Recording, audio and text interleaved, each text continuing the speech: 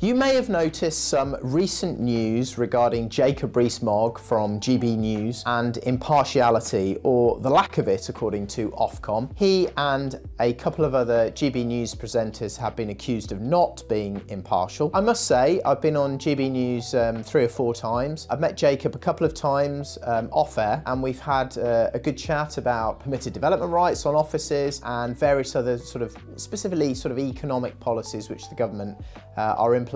And I must say, I find just the opposite. I've found when I watch him, and certainly when I speak to him, he's there offering balance, he's offering lots of different opinions. And I've noticed specifically on his shows, he doesn't just get the person that sort of agrees with his ideology. He often gets some quite annoying people from the other side. I won't say which political spectrum that they're often from, but I can think of 3 or 4 people that he has on frequently to create debate and to create balance. According to GB News, this is an arbitrary decision from Ofcom. They're under a lot of pressure. I've seen lots of other news presenters, other channels, BBC, ITV, certainly Radio 4, I've heard various different presenters say how they think it's strange that politicians can be on a show like GB News as a presenter. Yes, I think it's a different format, but I think it's incredibly popular. Lots of people are watching GB News now. I think that the rules need to be progressive.